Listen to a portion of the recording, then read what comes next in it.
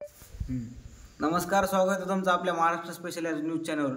तर आज आपण अशा एका विषयाबद्दल जाणून घेणार आहोत की आज जे फडणवीस साहेब आहेत त्यांनी आज जे पुण्यासारख्या मोठ्या शहरामध्ये आपल्या कार्यकर्त्यांना जे संबोधित केले त्याविषयी आपण काय जाणून घेणार आहोत। त्यातला प्रमुख मुद्दा म्हणजे फडणवीस साहेब म्हणलेले आहेत आपल्या कार्यकर्त्यांना की तुम्ही बिनधास्त मैदानात उतरा, बिनधास्त बॅटिंग करा। मला फडणवीस साहेबांना एकच विचारायचं आहे की साहेब तुम्ही आतापर्यंत बॅटिंग केली, समाजामध्ये भांडणं निर्माण केली, समाजामध्ये तेढ निर्माण केलं, हे जे तेढ तुम्ही निर्माण केले आणखीन पण तुम्ही कार्यकर्त्यांना सांगताय की बिनधास्त मैदानात उतरा आणि बॅटिंग करा। ही जी बॅटिंग आहे तुम्हाला नेमकी करायची कुणावर बॅटिंग? तुम्ही गेल्या 8-9 महिन्याच्या कालावधीपूर्वी जी मराठा समाजावर मनोज जरांगे पाटील शांततेत चालू असलेल्या उपोषणावर तुम्ही जी बॅटिंग केली ती बॅटिंग अजून कमी आहे का? तुम्हाला अजून समाजामध्ये तेढ निर्माण करायचं आहे का? तुम्ही विरोधी पक्षांना संबोधून म्हणता की या पक्षाने फक्त जातीय तेढ निर्माण करून लोकसभेच्या जागा जिंकल्या, नवे तर तुम्ही म्हणता यांना आणखी पण जातीय तेढ निर्माण करून त्यांना विधानसभेला जागा जास्तीत जास्त जिंकायच्यात। मग तुम्हाला जिंकावायचे वाटत असतील तर देऊन टाका ना मराठा समाजाला आरक्षण। का नाही देत तुम्ही आरक्षण? तुम्ही सर धडक म्हणता की शरद पवार साहेब आणि उद्धव ठाकरे साहेब, नाना पटोले साहेब यांनी सांगावं आणि मी मराठा समाजाला आरक्षण देतो। यांच्याकडे गेली 40 वर्ष सत्ता होती, अहो तुमच्याकडे 10 वर्ष सत्ता आली ना, मग तुम्ही आता आरक्षण देऊन टाका ना, त्यांना काय विचारायची गरज लागते तुम्हाला? आणखी परत एक मुद्दा, तुम्ही सांगितलं की डॉक्टर बाबासाहेब आंबेडकर यांनी जे आरक्षण सर्व समाजाला दिलं त्या आरक्षणामध्ये अटलजी वाजपेयी यांनी आरक्षणाची तरतूद त्याची सीमा वाढवून परत त्यांना जास्त कालावधीसाठी हे आरक्षण लागू केलं। परत तुम्ही सांगता हे आरक्षणाची सीमा अटलजी वाजपेयी साहेब गेल्यानंतर ही सीमा माननीय श्री नरेंद्र साहेब मोदी यांनी दिली। मग नरेंद्र मोदी साहेबांना जर इतर समाजाच्या आरक्षणाची सीमा वाढवून देता येत असतील तर मराठा समाजासारख्या गरजवंत आणि मागासलेल्या समाजाला ओबीसी मधून आरक्षण देण्यात काय तुमच्या पोटात दुखतंय किंवा ओबीसीच्या पोटात दुखतंय? नरेंद्र मोदी साहेब जर इतर समाजाचा विचार करत असतील तर 6 कोटी महाराष्ट्रात असलेल्या मराठ्यांचा ते विचार का करू शकत नाहीत?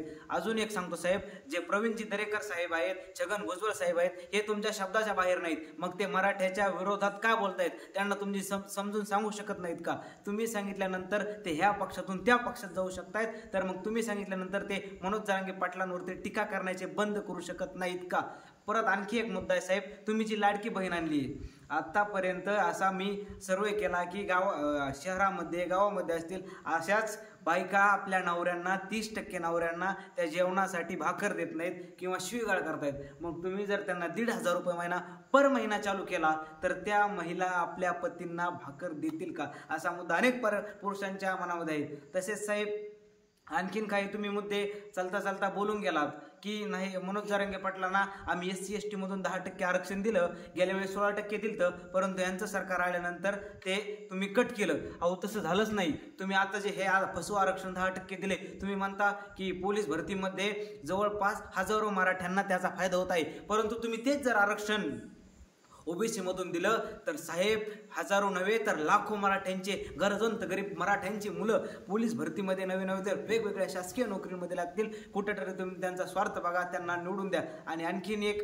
राहिली गोष्ट, आज जे मनोज जरांगे पाटलांनी स्टेटमेंट दिले की आम्ही एक वेळ शिंदेचे आमदार निवडून देऊ, अजित पवारांचे आमदार निवडून देऊ, तुमचं आणि मनोज जरांगे पाटलांचा कुठलाही वैर दावा नाही, परंतु तुमचे जे आमदार आहेत, तुमचे जे पदाधिकारी आहेत, ते जे मनोज जरांगे पाटलांवरती टीका करतायत त्यांना कुठेतरी थांबवा, त्यांना कुठेतरी विरोध करून देऊ नका मनोज जरांगे पाटलांचा। मनोज जरांगे पाटलांची जी तळतळ आहे समाजाविषयी ती तळतळ बोलते। मनोज जरांगे पाटील कुठेही शब्द तुमच्या विरोधात काढत नाही। तुम्ही त्यांच्या तळतळीला, तुम्ही त्यांच्या भावनेला कुठेतरी दुःखांकित करताय, म्हणून ती भावना त्यांची उपरून आल्यानंतर तुमच्याविषयी ती गरळ ओकते। साहेब कृपा करून तुम्ही त्यांच्या भावनेला हे करून दिवसण्याचं काम करू नका। तो एक सामान्य माणूस आपल्या अखंड 6 कोटी मराठ्यांसाठी जीवाचं रान करून झगडतोय। गेले 2 दिवस झाले त्याच्या पोटात अन्नाचा कण नाही आणि तुमचे जे दरेकर साहेब आहेत, प्रसादजी लाड साहेब आहेत, हे त्यांच्यावरती वारंवार टीका करतात। कृपया अशा टीका करणाऱ्यांना थांबवा।